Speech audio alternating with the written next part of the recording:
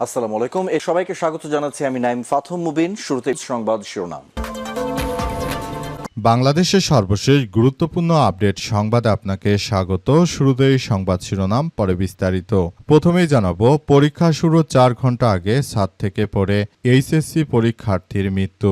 ময়মনসিংহ নগরীতে এইচএসসি পরীক্ষা শুরুর মাত্র 4 ঘন্টা আগে বহুতল ভবনে ছাদ থেকে পড়ে তিশা সরকার 18 নামের এক পরীক্ষার্থীর মৃত্যু হয়েছে আজ ভোর 6টার পর নগরীর কাচিঝুলি মসজিদ রোড এলাকা নাসা টাওয়ারে এমন ঘটনা ঘটে। এদিকে চট্টগ্রামে যুবলীগ নেতার বিরুদ্ধে জমি দখলের অভিযোগ। চট্টগ্রাম নগরীর বাইজিদ বোস্তমি এলাকায় যুবলীগ নেতা ফজলুল হক ফজলুর বিরুদ্ধে জমি দখল ও অবৈধভাবে সীমানা প্রাচীর নির্মাণের অভিযোগ তুলে মানববন্ধন করেছে স্থানীয়রা। আজ বাইজিদ থানা সংলগ্ন আনন্দবাজার এলাকায় এমন ঘটনা ঘটে। এদিকে ন্যায় বিচারকে সুপ্রতিষ্ঠিত করার দায়িত্ব তরুণ আইনজীবীদের, বললেন রুহুল কবির রিজভী। আমাদের সমাজের ইতিহাস, ঐতিহ্য, ন্যায় বিচার সম্পর্কে যে ধারণা রয়েছে সেই ন্যায় বিচারকে সুপ্রতিষ্ঠিত করতে হবে বলে মন্তব্য করেছেন প্রধানমন্ত্রীর উপদেষ্টা ও বিএনপির জ্যেষ্ঠ যুগ্ম মহাসচিব অ্যাডভোকেট রুহুল কবির রিজভী। এরপর জানাবো, ফতুল্লায় বিকাশ ব্যবসায়ীকে অপহরণের পর গরম পানি এবং লোহার রড গরম করে সেক দিয়ে হত্যা, লাশ উদ্ধার। নারায়ণগঞ্জের ফতুল্লায় বিকাশ ব্যবসায়ী মোহাম্মদ মোতালেব হোসেন 61কে অপহরণের পর হত্যা করে দুর্বৃত্তরা তার লাশ সড়কের পাশে ফেলে পালিয়ে গেছে বলে জানিয়েছে পুলিশ। আজ মাঝদাইর এলাকার জামতলা কাজী ব্রাদার্স রোডে এমপি গলি সংলগ্ন স্থান থেকে তার লাশ উদ্ধার করা হয়। এবং সর্বশেষ জানাবো, আইভরি কোস্টে ভয়াবহ বন্যা, নিহত 59। পশ্চিম আফ্রিকার দেশ আইভরি কোস্টে কয়েকদিনে রেকর্ড ভাঙা প্রবল বর্ষণ ও তার ফলে সৃষ্ট আকস্মিক বন্যার ফলে কমপক্ষে 59 জন মানুষের মৃত্যু হয়েছে। উক্ত এলাকায় পরিস্থিতি থমথমে অবস্থা বিরাজ করছে। আসলে এমন ধরনের বন্যা ইতিহাসে খুব কমই হয়েছে আইভরি কোস্টে। নদ নদীর পানি বৃদ্ধি পেয়ে বিভিন্ন এলাকায় পানি ছড়িয়ে যাওয়ার ফলে মূলত এই মৃত্যুর ঘটনাগুলো ঘটেছে বলে এমন তথ্য জানা যাচ্ছে। প্রিয় দর্শক, এতক্ষণ শুনছিলেন সংবাদ শিরোনাম, এবারে বিস্তারিত। তবে তার আগে বন্ধুরা, অনুরোধ থাকবে এই সংবাদটিতে একটি লাইক দিন। এই চ্যানেলে আপনি নতুন হয়ে থাকলে আমাদের সংবাদটি দেখতে দেখতে চ্যানেলটি সাবস্ক্রাইব করে রাখুন। কমেন্ট করে বন্ধুরা আপনার মূল্যবান মতামত জানিয়ে দিন আপনি বিশ্বের কোন দেশ থেকে বা বাংলাদেশের কোন স্থান থেকে আমাদের সংবাদটি দেখছেন এবং শুনছেন। আর বন্ধুরা, সংবাদটি আপনার সোশ্যাল মিডিয়া ফেসবুকে শেয়ার করে বন্ধুদেরও দেখার সুযোগ করে দিন। আজকের এই সংবাদ সম্পর্কে আপনার মূল্যবান মতামত কমেন্ট বক্সে কমেন্ট করে জানিয়ে দিন। আর বন্ধুরা, গাজা যুদ্ধে আপনি যদি নিরীহ ফিলিস্তিনিদের ভালোবেসে থাকেন, কমেন্টে ইয়েস লিখে পুরো বিশ্ববাসীকে আমাদের এই তাজা আপডেটটি দেখার সুযোগ করে দিন। এবারে বিস্তারিত। ফতুল্লায় বিকাশ ব্যবসায়ীকে অপহরণের পর হত্যা, লাশ উদ্ধার।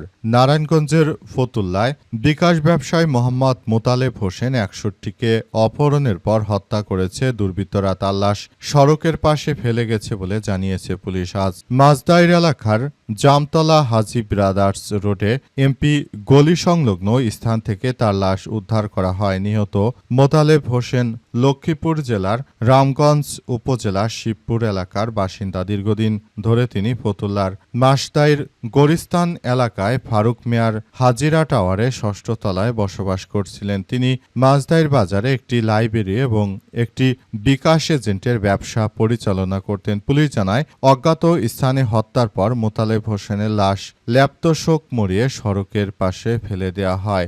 আজ স্থানীয়রা লাশটি দেখতে পেয়ে পুলিশকে খবর দেয়। পরে ফতুল্লা থানা পুলিশ এই ঘটনাস্থলে গিয়ে লাশ উদ্ধার করে। পুলিশের তথ্য অনুযায়ী রাত থেকে মোতালেব হোসেন নিখোঁজ ছিলেন। পরে তার স্বজনরা ফতুল্লা মডেল থানায় একটি সাধারণ ডায়েরি বা জিডি করে ভোর 6টার দিকে স্থানীয়রা সড়কের পাশে ল্যাপ্তশোকে মোড়ানো লাশ দেখতে পেয়ে পুলিশকে খবর দেয়। পুলিশ ঘটনাস্থলে গিয়ে সুরথাল প্রতিবেদন প্রস্তুত করে লাশ ময়নাতদন্তের জন্য নারায়ণগঞ্জে জেনারেল হাসপাতালের মর্গে পাঠানো হয়েছে। প্রাথমিক তদন্তে পুলিশ ধারণা করছে বুধবারই তাকে হত্যা করা হয়েছে। লাশ উদ্ধারের পর হত্যার কারণ ও ঘটনার সঙ্গে জড়িতদের শনাক্তে তদন্ত শুরু হয়েছে। ফতুল্লা থানার উপপরিদর্শক এসআই রফিকুল ইসলাম বলেছেন, প্রাথমিকভাবে ধারণা করা হচ্ছে বুধবারই তাকে হত্যা করা হয়েছে। তার শরীরের বিভিন্ন স্থানে আঘাতের চিহ্ন রয়েছে এবং এছাড়া শ্বাসরোধ করার পাশাপাশি গরম পানির ছ্যাঁকা দেওয়ারও আলামত পাওয়া গেছে। তিনি আরও বলেন, ঘটনাটি পরিকল্পিত হত্যাকাণ্ড বলে প্রাথমিকভাবে জানা গেছে। বিএনপি ক্ষমতা আসার পরই এমন কার্যক্রম চলছে। চট্টগ্রামে যুবলীগ নেতার বিরুদ্ধে জমি দখলের অভিযোগ। চট্টগ্রামে এক বাইজিদ বোস্তামিতে এক আওয়ামী লীগের যুবলীগ নেতার বিরুদ্ধে জমি দখলের অভিযোগ উঠেছে। জানা গেছে, তিনি দীর্ঘদিন আওয়ামী লীগ সরকার পালিয়ে যাবার পর তিনি আসলে আত্মগোপনে ছিলেন, কিন্তু তিনি এখন নতুন করে সামনে বেরিয়ে এসে তারপর তিনি নতুন করে আসলে আবার একটি ত্রাসের রাজত্ব কায়েম করতে চাইছেন। তার উদ্দেশ্য হচ্ছে তিনি মূলত এমন কিছু করতে চাইছেন যাতে করে আসলে নতুন করে এক ত্রাসের রাজত্ব সৃষ্টি করা যায়। শেখ হাসিনা পালিয়ে যাওয়ার পর চট্টগ্রামের মতো জায়গা থেকে ছোট সাজ্জাদ বড় সাজ্জাতের মতো অস্ত্রধারীদেরকে আটক করেছে। এরপরই মূলত এসব ছোটখাটো সন্ত্রাসীরা তারা মূলত সামনে আসতে শুরু করে এবং তারা মূলত একরকম বিশৃঙ্খল পরিস্থিতির সৃষ্টি করছে। সুতরাং বিষয়গুলো নিয়ে সবাই খুবই গুরুত্ব সহকারে দেখভাল করছে। তাই এই ধরনের ঘটনা কোনোভাবে গ্রহণযোগ্য নয়। বাইজিদ এলাকায় বর্তমানে একরকম থমথমে অবস্থা বিরাজ করছে। পরীক্ষা শুরুর আগে 4 ঘন্টা আগে ছাদ থেকে পড়ে এইচএসসি পরীক্ষার্থীর মৃত্যু।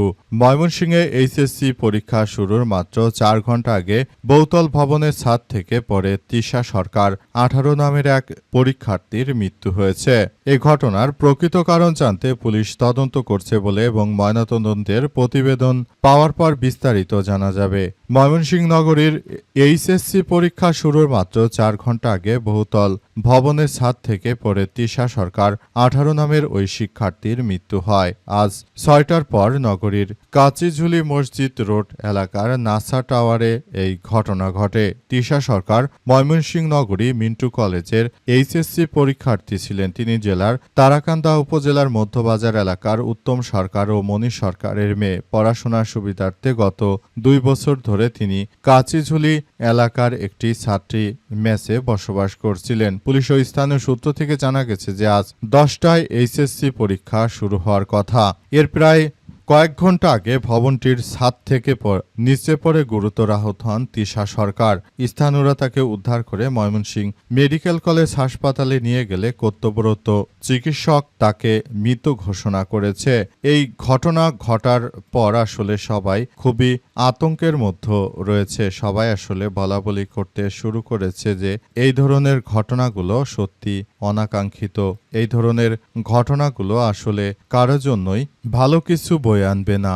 আসলে তার মৃত্যুর মধ্য দিয়ে মূলত নতুন করে এক ভয়াবহ বিপর্যয়কর পরিস্থিতির সৃষ্টি হয়েছে এবং এই পরিস্থিতিতে মূলত নতুন করে যে ভয়াবহ সমস্যার সৃষ্টি হয়েছে সেটি কোনোভাবে গ্রহণযোগ্য নয়। এই ঘটনার সঙ্গে যে বা যারা জড়িত রয়েছে তাদের সবাইকে বিচারের আওতায় নিয়ে আসা হবে। ন্যায় বিচারকে সুপ্রতিষ্ঠিত করার দায়িত্ব তরুণ আইনজীবীদের, বললেন রিজভী। আমাদের সমাজে ইতিহাসে ঐতিহ্য ন্যায় বিচার সম্পর্কে যে ধারণা রয়েছে সেই ন্যায় বিচার সুপ্রতিষ্ঠিত করতে হবে বলে মন্তব্য করেছেন প্রধানমন্ত্রীর উপদেষ্টা ও বিএনপির জ্যেষ্ঠ যুগ্ম মহাসচিব অ্যাডভোকেট রুহুল কবির রিজভী। তিনি বলেন, এই সুপ্রতিষ্ঠিত করা দায়িত্ব বিশেষ করে তরুণ আইনজীবীদের। আজ সুপ্রিম কোর্ট আইনজীবী সমিতির শহীদ শফিউর রহমান মিলনায়তনে সমিতির সম্পাদক মোহাম্মদ আলীর সংবর্ধনা অনুষ্ঠানে প্রধান অতিথির বক্তব্যে তিনি এসব কথা বলেন। এদিন কুষ্টিয়া ইসলামী বিশ্ববিদ্যালয় ল এলামাইন অ্যাসোসিয়েশন মোহাম্মদ আলীকে এই সংবর্ধনা দেয়। এ সময় অ্যাডভোকেট রুহুল কবির রিজভী বলেছেন, আমাদের সমাজে ইতিহাসে ঐতিহ্যে ন্যায় বিচার সম্পর্কে যে ধারণা রয়েছে সেই ন্যায় বিচারকে সুপ্রতিষ্ঠিত করতে হবে। আর এই সুপ্রতিষ্ঠিত করার দায়িত্ব বিশেষ করে তরুণ আইনজীবীদের। আমরা দেখেছি শেখ হাসিনার আমলে প্রধানমন্ত্রীর কার্যালয় থেকে আদালতের রায় আসতো। এখন আর সেভাবে যেন রাষ্ট্র পরিচালিত হতে না পারে। আমাদের প্রধানমন্ত্রী তারেক রহমান আসলে এই কার্যক্রমগুলো চালাচ্ছেন এবং তিনি আমাদের সবাইকে এই ধরনের ঘোষণা দিয়ে জানিয়েছেন যে যারা দেশের বিরুদ্ধে এই ধরনের সন্ত্রাসী কার্যক্রম চালাতে চায় তাদেরকে কোনোভাবেই ছাড় দেওয়া হবে না। তিনি আরও জানিয়েছেন যে আইন এর গতিতেই বিচার কার্যক্রম পরিচালিত হবে। কেউ যদি নিজেদের মতো করে সবকিছু নিয়ন্ত্রণ করতে চায় সেটি বাস্তবতার সঙ্গে কোনোভাবেই আসলে যায় না। তাই বিষয়গুলো নিয়ে খুবই গুরুত্ব সহকারে আসলে সবাইকে কার্যক্রম চালিয়ে যেতে হবে। রুল কবির রিজভী আরও জানিয়েছেন যে তাই আমি সবাইকে বলবো আপনারা হতবিহ্বল না হয়ে বরং ধৈর্য ধারণ করুন। ধৈর্যই একসময় যথাযথ পথ সৃষ্টি করবে এবং এই ধৈর্যের মধ্য দিয়ে মূলত আমরা সবাই এগিয়ে আসতে পারবো বলে এমন কথা উল্লেখ করা হয়েছে।